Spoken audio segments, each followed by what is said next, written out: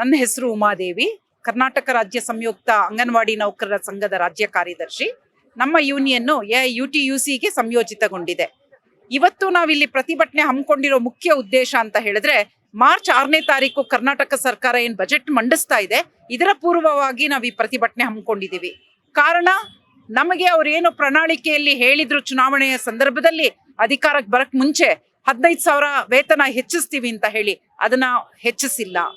So 15,000ಕ್ಕೆ ಹೆಚ್ಚಿಸ್ಬೇಕು ಅಂತ ಹೇಳಿ ನಾವು ಡಿಮಾಂಡ್ ಮಾಡಲಿಕ್ಕೆ ಇವತ್ತೆಲ್ಲರೂ ಇಲ್ಲಿ ಸಮಾವೇಶಗೊಂಡಿದ್ದೀವಿ.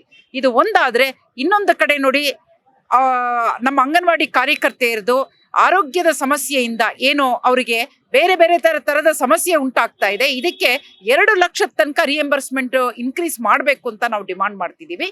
ಇನ್ನೊಂದು, ಇವಾಗ ನೋಡಿ, ಗ್ರಾಚ್ಯುಯಿಟಿಯನ್ನ 2011 ರಿಟೈರ್ಮೆಂಟ್ ಆದವ್ರಿಗೆ ಕೊಡಬೇಕಿತ್ತು, ಈಗ 2023 ರಿಟೈರ್ ಆದವ್ರಿಗೆ ಕೊಡ್ತಾ ಇದ್ದಾರೆ.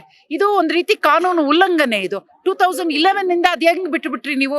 11 to 23 ಅದು ಅವ್ರಿಗೆ ತುಂಬಾ ಕಡಿಮೆ ಅಮೌಂಟ್ ಬರುತ್ತೆ, ಅದನ್ನ ಆ ಅಮೌಂಟನ್ನ ಬಿಟ್ಟಿದ್ದಾರೆ. ಸೊ ಅವರನ್ನ ನೀವು ನೆಗ್ಲೆಕ್ಟ್ ಮಾಡಕೂಡ್ದು ಅಂತ ಕೂಡ ನಾವು ಈ ಒಂದು ಹೋರಾಟದಲ್ಲಿ ಬೇಡಿಕೆ ಇಟ್ಟಿದ್ದೀವಿ. ಅದಷ್ಟೇ ಅಲ್ಲ, ಆಕ್ಚುಲಿ ಅಂಗನವಾಡಿ ಕಾರ್ಯಕರ್ತೆಯರನ್ನ ಡಿ ಮತ್ತೆ ಸಿ ಮತ್ತೆ ಡಿ ಗ್ರೂಪ್ ಎಂಪ್ಲಾಯೀಸ್ ಅಂತ ಪರಿಗಣಿಸ್ಬೇಕು ಅಂತ ಹೇಳಿ ಇಂಡಿಯನ್ ಲೇಬರ್ ಕಾನ್ಫರೆನ್ಸ್ ಅಲ್ಲೇ ಆಗಿದೆ. ಅದನ್ನ ಕೂಡ ಕಾನೂನನ್ನ ಪಾಲಿಸ್ತಾ ಇಲ್ಲ. C and D group employees ಏನೇನ್ ಕೆಲಸ ಮಾಡ್ತಾರೋ ಅದಷ್ಟು ಕೆಲಸ ಅಂಗನವಾಡಿ ಕಾರ್ಯಕರ್ತೆಯರು ಮಾಡ್ತಾ ಇದ್ದಾರೆ. ಏನೇ ಸರ್ಕಾರದ ಯೋಜನೆಗಳು ಇರುತ್ತೋ ಅವೆಲ್ಲವೂ ಇವ್ರ ತಲೆ ಮೇಲೆ ಹಾಕ್ತಾರೆ. ಇವರ ಇಲಾಖೆ ಅಲ್ಲದ ಕೆಲಸಗಳು ಕೊಡ್ತಾ ಇರ್ತಾರೆ. ಅದಷ್ಟನ್ನು ಅನುಷ್ಠಾನಕ್ಕೆ ತಂದು ಸರ್ಕಾರದ ಕಾರ್ಯಕ್ರಮಗಳನ್ನ ಯಶಸ್ವಿಗೊಳಿಸ್ತಾ ಇದ್ದಾರೆ. ಆದ್ರೆ ಈಗಲೂ 12,000 ರೂಪೀಸ್ ಕೊಡ್ತಾ ಇದ್ದೀರಲ್ಲ, ಯಾಕೆ ಅನ್ನೋ ಪ್ರಶ್ನೆ ನಮ್ದು. 50 ವರ್ಷ ಸರ್ವಿಸ್ ಆಗಿದೆ ಆಶಾ ಕಾರ್ಯಕರ್ತೆಗೆ ಈ ಸ್ಕೀಮ್ ಇಂಟ್ರೊಡ್ಯೂಸ್ ಆಗಿ. ಇವತ್ತಿಗೂ ಕೂಡ 12,000 ಹೇಗ್ ಬದುಕಕ್ ಸಾಧ್ಯ? ಅದೇ ನಿಮ್ಮ ಸಂಬಳಗಳನ್ನ, ನಿಮ್ಮ ಬೆನಿಫಿಟ್ಸ್ ಅನ್ನ ಯಾವುದೇ ಒಂದು ವಿರೋಧ ಇಲ್ಲದೆ ನಿಮ್ಮ ಅಸೆಂಬ್ಲಿಗಳಲ್ಲಿ ಅದನ್ನ ಇನ್ಕ್ರೀಸ್ ಮಾಡ್ಕೋತಿರಲ್ಲ. ಸೊ ಅದಷ್ಟೇ ಅಲ್ಲ, ಇವತ್ತು ಗ್ರೇಟರ್ ಬ್ಯಾಂಗ್ಳೂರ್, ಗ್ರೇಟರ್ ಮೈಸೂರ್ ಅಂತ ಹೇಳಿ 1,000 ಕೋಟಿ ರೂಪಾಯಿ ಇನ್ವೆಸ್ಟ್ ಮಾಡೋದಿಕ್ಕೆ ರೆಡಿ ಇದ್ದೀರಾ. ನಮ್ಮ ಕೇಂದ್ರ ಸರ್ಕಾರ ಆರ್ಟಿಫಿಷಿಯಲ್ ಇಂಟೆಲಿಜೆನ್ಸ್ ಅಂತೆ ಅವಕ್ಕೆಲ್ಲ ಇನ್ವೆಸ್ಟ್ ಮಾಡೋದಿಕ್ಕೆ ರೆಡಿ ಇದ್ದಾರೆ. ಈ ತಳಮಟ್ಟದಲ್ಲಿರೋ ಈ ಬಡ ಹೆಣ್ಮಕ್ಳು, ವಿಧವೆಯರು, ಇಡೀ ಕುಟುಂಬನೇ ನಡೆಸಬೇಕಾದಂತ ಈ ಹೆಣ್ಮಕ್ಳ ಸಂಬಳನ ಹೆಚ್ಚಿಸೋದಿಕ್ಕೆ ಸಾಧ್ಯ ಆಗಲ್ಲ ಅಂದ್ರೆ ನಿಮ್ದು ಎಂತ ಸರ್ಕಾರ ಅನ್ನೋದು ಪ್ರಶ್ನಿಸ್ತಾ ಇದ್ದೀವಿ. ಹಾಗಾದ್ರೆ ನಿಮ್ಮ ಸರ್ಕಾರಕ್ಕೂ ಬಿಜೆಪಿ ಸರ್ಕಾರಕ್ಕೂ ಯಾವ ವ್ಯತ್ಯಾಸವೂ ಇಲ್ಲ. ಅವ್ರದ್ದು ಜುಮ್ಲಾ, ನಿಮ್ದು ಜುಮ್ಲಾ ನಾ ಅನ್ನೋ ಪ್ರಶ್ನೆ ಈ ಸಂದರ್ಭದಲ್ಲಿ ನಾನು ಕೇಳೋದಿಕ್ಕೆ ಇಷ್ಟಪಡ್ತೀನಿ. ಮಕ್ಕಳಿಗೆ ಪೌಷ್ಟಿಕ ಆಹಾರ ಸಿಗಬೇಕು ಅಂತ ಅಂಗನವಾಡಿಗೆ ಕರೆದ್ರು, ಆದ್ರೆ ಈಗ ಪೈಸೆ ಲೆಕ್ಕದಲ್ಲಿ ಆಹಾರಕ್ಕೆ ಕೊಡ್ತಾ ಇದೆ ಸರ್ಕಾರ. ಇದ್ರ ಬಗ್ಗೆ ಹೌದು, ಅದು ತುಂಬಾ ಕಳಪೆ ಮಟ್ಟದ ಆಹಾರ ಸಾಮಗ್ರಿಗಳನ್ನ ನೀಡಲಾಗ್ತಾ ಇದೆ. ನಮ್ಮ ಅಂಗನವಾಡಿ ವರ್ಕರ್ಸ್ ಇಲ್ಲೇ ಇದ್ದಾರೆ, ನೀವು ಅವ್ರನ್ನ ಕೇಳಬಹುದು. ಫಲಾನುಭವಿಗಳು ಬಂದು ತಗೊಂಡು ಹೋಗಿ ಅಂದ್ರು ತಗೊಂಡು ಹೋಗಲ್ಲ. ಅಂಥ ಒಂದು ಕೆಟ್ಟ ಪದಾರ್ಥಗಳನ್ನ ಕೊಡ್ಲಾಗ್ತಾ ಇದೆ. ಅದೆಷ್ಟು ಸಲ ತಂದು ಆ ಪದಾರ್ಥಗಳನ್ನ ಬಹಿರಂಗವಾಗಿ ನಾವು ತೋರಿಸಿ ಪ್ರತಿಭಟಿಸಿದೀವಿ. ಎಷ್ಟೋ ಕಡೆ ಹುಳ ಬಂದಿರುವಂತ ಪದಾರ್ಥಗಳನ್ನ ನೀಡ್ಲಾಗತ್ತೆ ಆ ಮಕ್ಕಳಿಗೆ. ಇದ್ರಲ್ಲೂ ಕೂಡ ಇಂಥದ್ದು ಅದು ಪೌಷ್ಟಿಕ ಆಹಾರ ಕೊಡಬೇಕಾದ ಜಾಗದಲ್ಲಿ ಈ ರೀತಿ ಮಾಡ್ತಾ ಇದ್ದಾರೆ. ಬಜೆಟ್ ನಲ್ಲಿ ಘೋಷಣೆ ಆಗಿದ್ರೆ ಮುಂದಿನ ಹೋರಾಟ ಯಾವ ರೀತಿ ಇರುತ್ತೆ? ಮುಂದಿನ ಹೋರಾಟ ನಾವು ಇದು 6 ಯೂನಿಯನ್ಗಳಿದೆ ಅಂಗನವಾಡಿದು ಇಡೀ ರಾಜ್ಯದಲ್ಲಿ. ಎಲ್ಲರೂ ನಾವು ಒಗ್ಗೂಡಿಸೋ ಪ್ರಯತ್ನ ನಡೆಸ್ತಾ ಇದ್ದೀವಿ. ನಮ್ದೆಲ್ಲರದು ಒಂದೇ ಬೇಡಿಕೆ ಆಗಿರೋ ಕಾರಣ ಉಗ್ರ ಹೋರಾಟಕ್ಕೆ ಮುಂದಿನ ದಿನಗಳು ಖಂಡಿತ ಸಜ್ಜಾಗ್ತಾ ಇದೀವಿ. ಎಷ್ಟು ಜನ ಬಂದಿದ್ದೀರಾ ಇಲ್ಲಿ? ಮೋರ್ ದೆನ್ 1,000ಕ್ಕೂ ಮೀರಿ ಬಂದಿದ್ದಾರೆ. ಇದು ಸಾಂಕೇತಿಕವಾಗಿ ನಾವು ಇವತ್ತು ಬಂದಿದ್ದೀವಿ. ಸರ್ಕಾರದಿಂದ ಯಾವ್ದಾದ್ರು ಪ್ರತಿಕ್ರಿಯೆ ಬಂದಿದೆ ಇವರಿಗೆ? ಇಲ್ಲ, ಅಧಿಕಾರಿಗಳು 2 ಗಂಟೆಗೆ ಬರ್ತಾರೆ. ಮಿನಿಸ್ಟರ್ ಊರಲ್ಲಿ ಇಲ್ಲ.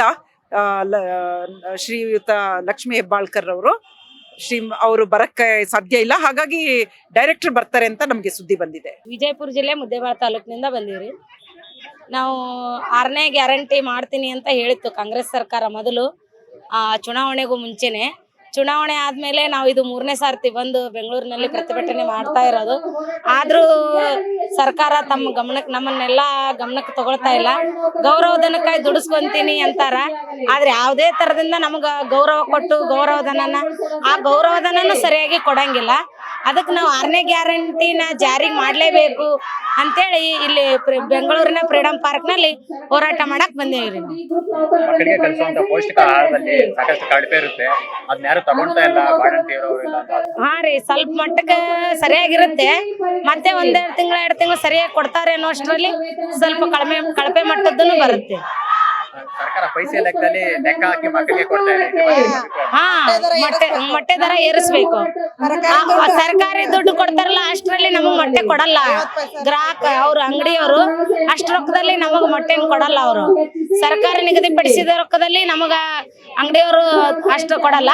8 ರೂಪಾಯಿ 9 ರೂಪಾಯಿ ಆಗಿತ್ತು ಮೊನ್ನೆ ಎಲ್ಲ, ಆದ್ರೆ ಗೌರ್ಮೆಂಟ್ ಮಾತ್ರ 5 ರೂಪಾಯಿನೇ ಕೊಡ್ತಾ ಇತ್ತು. ಅದು ಸಾಲಲ್ಲ ನಮ್ಗೆ. ಮತ್ತೆ ತರಕಾರಿ ದುಡ್ಡು 50 ಪೈಸೆ ಅಂತಾರ. ನಮ್ಮ ಮನೆಗೆ ತರಕಾರಿ ತರ್ಬೇಕಾದ್ರೆ ಇವಾಗ 1 kg ಮೆಣಸಿನಕಾಯಿ ತಗೊಂಡ್ರೆ 100 ರೂಪಾಯಿ ಇದೆ. ಟೊಮೆಟೊ ಹಣ್ಣು ಒಂದ್ಸಲ ಇಳಿಯುತ್ತೆ ಏರುತ್ತೆ. ಆದ್ರೆ ಎಲ್ಲಾ ತರಕಾರಿಗಳು ದುಬಾರಿ ಆಗ್ಯಾವು. ಮಕ್ಕಳಿಗೆ ಹಾಕ್ಬೇಕಾದ್ರೆ 50 ಪೈಸೆ ಯಾವ ಲೆಕ್ಕನೂ ಅಲ್ಲ ಅಂತ ನಂದು ಮಾತು.